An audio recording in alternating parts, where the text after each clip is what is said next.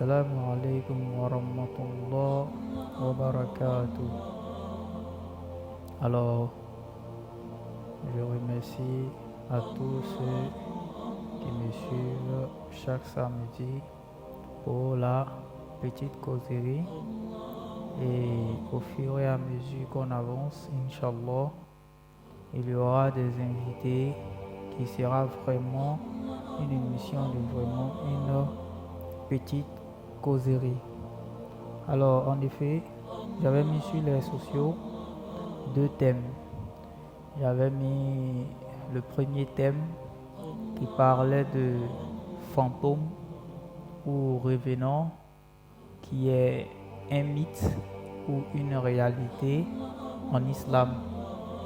Et aussi, j'avais mis en deuxième thème Al-Qarin, le djinn compagnon de l'homme. Alors j'ai demandé à ce que les abonnés, les frères et sœurs choisissent la petite causerie, le thème de la petite causerie.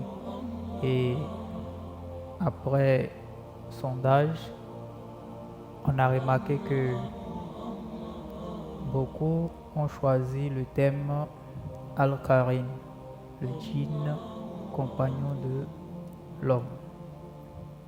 Mais on ne va pas omis l'autre thème qui est fantôme, revenant, mythe ou réalité. On va en parler ça dans les autres petites causeries à venir.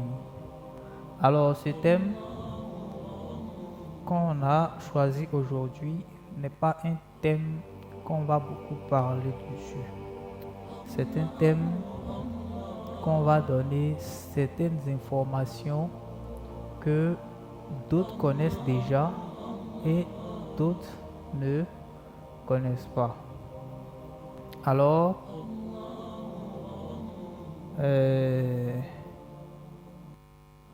quand on regarde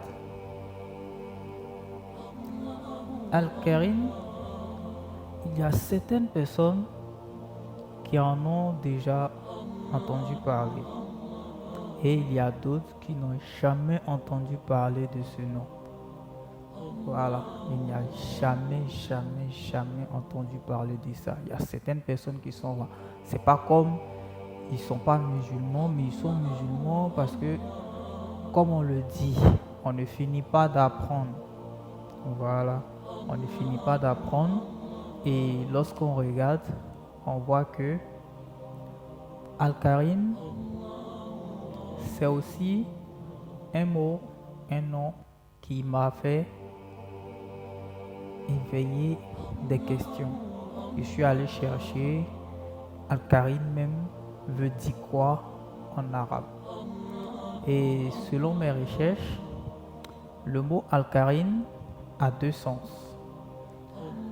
Cela peut signifier un ami ou un compagnon, comme indiqué dans le verset suivant de la sourate As-Safat, dans verset 51, où Allah nous fait dire: un d'entre eux dit, l'eau, j'avais un camarade, c'est-à-dire j'avais un ami incrédule qui essayait de m'égarer ou au cours de ma vie. Et aussi, l'autre sens du mot Al-Qarin est le démon assigné en permanence à chaque personne au cours de sa vie, dont le travail est de séduire les êtres humains. Alors, Al-Qarin, c'est un djinn. C'est un djinn qui est assigné à tout être humain depuis sa naissance. Il lui est assigné un djinn depuis sa naissance. Voilà pourquoi dans la sourate Al-Qaf, verset 27, Allah dit, son camarade dit, notre Seigneur, je ne l'ai pas poussé à se rebeller, mais il était lui-même parti dans l'erreur. Ici, j'ai essayé juste de chercher un peu l'interprétation de ce verset et j'ai compris que le diable chargé de le séduire dira, mon Seigneur, ce n'est pas moi qui l'ai séduit au début, mais c'est lui-même qui a préféré l'aveuglement à la guidance. Alors, je l'ai aidé à atteindre son objectif par la séduction. Alors ici, il faut comprendre que le djinn al-Karim, d'abord, c'est un djinn qui nous est attribué depuis votre naissance. C'est-à-dire, tout être humain a un djinn appelé al-Karim. Tout djinn, tout homme, pardon, qui est vivant depuis sa naissance jusqu'à sa mort, lui est attribué un djinn nommé al-Karim. Mais ici, il faut comprendre que c'est un compagnon qui est mauvais. C'est un compagnon qui n'est pas bon. Il est là sous la permission d'Allah pour t'induire en erreur, pour te faire parvenir à la débauche. C'est ce que Allah dit. Le diable vous fait craindre l'indigence et vous recommande des actions honteuses. Mais ici, Allah a favorisé le serviteur d'un cœur saint, véridique, tourné vers Allah, désireux de la vérité dernière, énergique pour elle dans la vie d'ici-bas. Alors, Allah l'aidera contre ce Karim jusqu'à le rendre impuissant quant à ses duperies. Alors, c'est un djinn. Quand on a fait des recherches, j'ai fait des recherches, c'est un djinn qu'on ne peut pas chasser. On ne peut pas chasser ce djinn, mais on peut l'affaiblir, c'est-à-dire de la manière on a des djinns. Parce que, sans oublier que nous avons aussi des djinns qui se manifestent pendant des crises. Nous savons que nos soeurs, nos frères, souvent dans le public, il y a des djinns qui se manifestent. Voilà. Et ces djinns qui se manifestent, Al-Karim n'est pas ce genre de djinn. C'est un djinn qui est là pour t'inciter à faire du mal, à t'induire en erreur, à te pousser à commettre le maximum de péchés. C'est un djinn qui est là pour te pousser à commettre le maximum de péchés.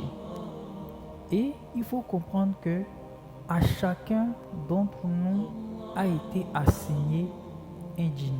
C'est ce que le prophète sallallahu alayhi wa sallam nous a dit, qui est rapporté par un hadith de Sahih Muslim, où le prophète dit, à chacun d'entre vous a été assigné un djinn qui l'accompagne en permanence. Et là, ses compagnons lui demandaient, même toi, ô messager d'Allah? Il répondit, oui, même moi, mais Dieu m'a aidé contre lui et il est devenu musulman. Maintenant, il ne m'encourage qu'à faire le bien. Allah est le plus savant. Comme ici, le Karim accompagne une personne durant toute sa vie. Il sait tout de nous. Ce djinn sait tout de nous. Il connaît tous les événements de notre vie, de ta naissance jusqu'à ta mort, selon les recherches, les écrits qu'on a perçus. Il y a plusieurs informations sur Al-Karim qu'on va vous donner. Ici, c'est ce que je disais tout à l'heure et je vais revenir là-dessus pour ne pas confondre, parce que aujourd'hui, il y a des charlatans. Lorsqu'ils parlent de Al-Karim, ils vont te dire que on peut chasser Al-Karim. Et aujourd'hui, on voit que tout le monde s'est donné à la ruqyat. Il y a même des personnes qui vont même faire du péché pour dire qu'ils sont en train de faire du ruqyat. Alors que la ruqyat, c'est tout simplement lire le Coran et exorciser quelqu'un. Voilà. Mais ça, c'est les savants spécialistes de ruqyat qui peuvent expliquer bien ce qu'ils font. Mais néanmoins, il faut savoir que Al-Karim ne fait pas partie des djinns et démons qui viennent par la sorcellerie. Voilà, ce sont pas, ne te dis pas, parce que il y a certaines personnes, quand ils vont aller, voilà pourquoi Allah nous interdit de voir les charlatans, les voyants et autres. Parce que tu rencontres souvent des problèmes. Ou bien ta vie est un peu difficile. C'est ce que je disais dans le thème passé, en parlant de épreuves, de tests ou châtiment poursuit un croyant pour une faute commise. Peut-être que Dieu est en train de te faire passer un test et par la mauvaise compagnie, il y a quelqu'un qui va venir te dire allons voir ce charlatan ou bien ce voyant qui est bon. Et vous allez partir. Arrivé là-bas, le charlatan te dira que depuis dès ta naissance, tu as l'un des membres de ta famille qui t'a ensorcelé, qui a mis un diable derrière toi. Toi aussi, tu vas te lever et tu vas dire que non, tu as été envoûté. Or, c'est pas ça.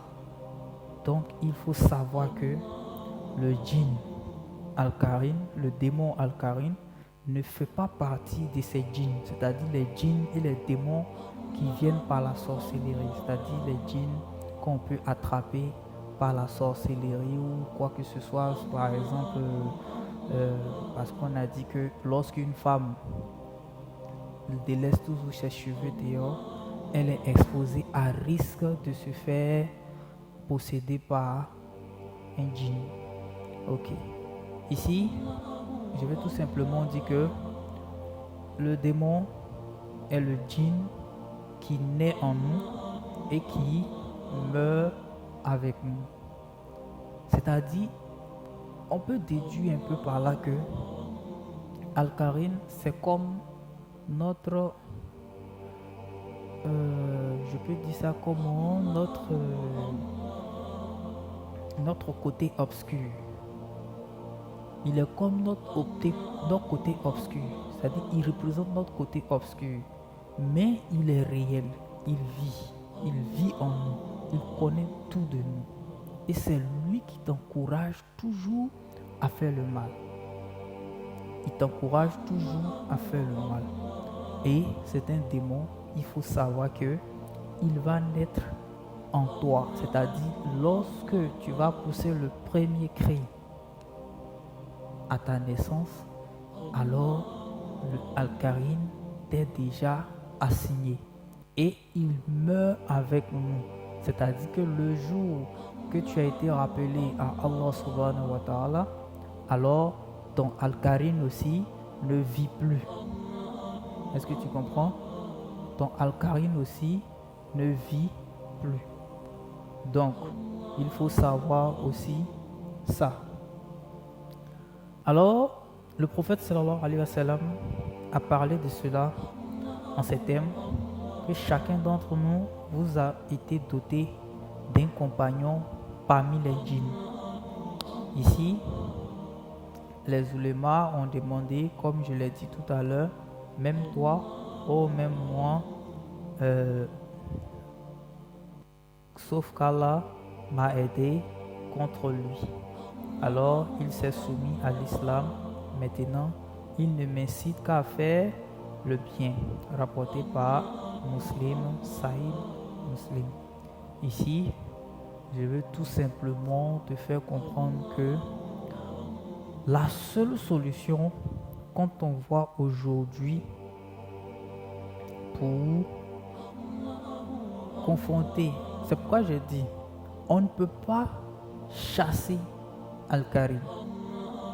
On ne peut pas aller faire une séance de ruqyat pour chasser Al-Karim. On affaiblit tout simplement Al-Karim. Il faut l'affaiblir. Et comment l'affaiblir? Parce que ton Al-Karim, ton Karim fait quoi? Ton Karim est là pour te pousser à faire le mal. Tout ce qui est mauvais, c'est ce que lui te pousse à faire. Maintenant, comment affaiblir l'action de ton Karim sur toi? C'est la volonté envers Allah subhanahu wa ta'ala qui peut nous sauver des ruses de Karim. C'est la volonté. L'être humain est doté d'une volonté.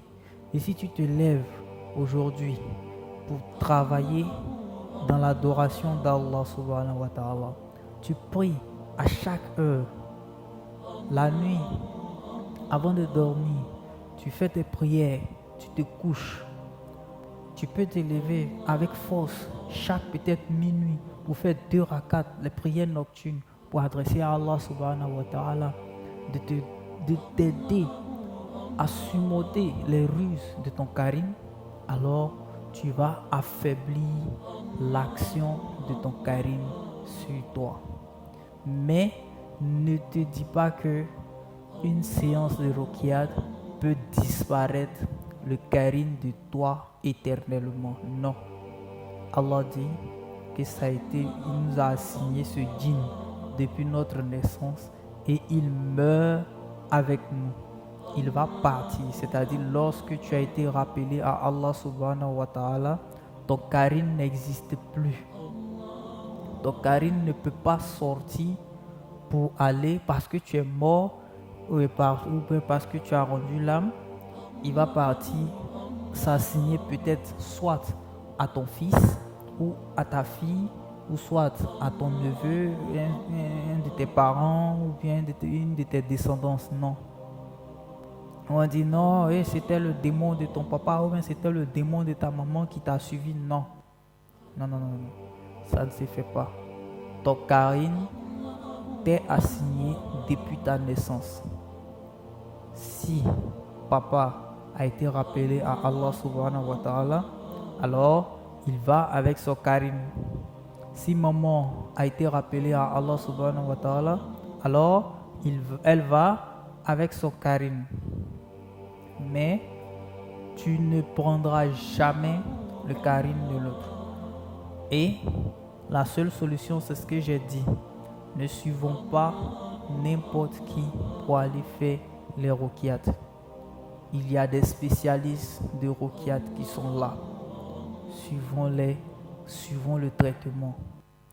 Voilà, les ruqyat de certains rituels où tu t'en vas faire une ruqyat et tu as l'impression que ce ruqyat même est en train de te faire adorer un autre djinn. Là, c'est pas du ruqyat. Mais nous parlons du Karim. Le Karim, c'est un démon qu'on ne peut pas chasser. On ne peut pas le bannir de nous. C'est impossible. On ne peut pas le bannir. Parce qu'il vit en nous il est là sous la permission d'Allah pour nous exciter à faire le mal. Et c'est à nous maintenant de combattre ces tentations. C'est à nous de combattre ça. Et comment combattre ces tentations? Pour combattre les tentations de Karine, de ton Karine, ce n'est pas en allant faire des séances de ruqyat, mais c'est plutôt en te donnant une volonté de prier et de te soumettre à Allah subhanahu wa ta'ala. C'est ce qui va affaiblir. C'est ce qui va t'affaiblir devant ton Karim. Et c'est ce que j'ai dit. Faire les prières, les 5 prières à l'heure, savoir faire des zikrs à chaque fois, et lorsque vous avez des idées négatives, ou soit vous voyez que vous sentez une tentation en vous, vous pouvez tout simplement dire A'udhu billahi minash shaitanir rajim. Je cherche protection auprès d'Allah contre le Satan, le maudit. Ça aussi, ça peut vous aider. Donc, une fois que tu sens la présence d'une tentation en toi ou que tu as des pensées de tentation, tout simplement, ils sont des ruses qui sont en train de venir en toi. Ce sont des ruses du shaitan. Ce sont les ruses de ton Karim. Ton Karim te pousse à faire ce genre de tentation. Et alors, pour éviter tout ça, il suffit juste de dire A'udhu billahi minash shaitanir rajim. Bismillahir rahmanir rahim.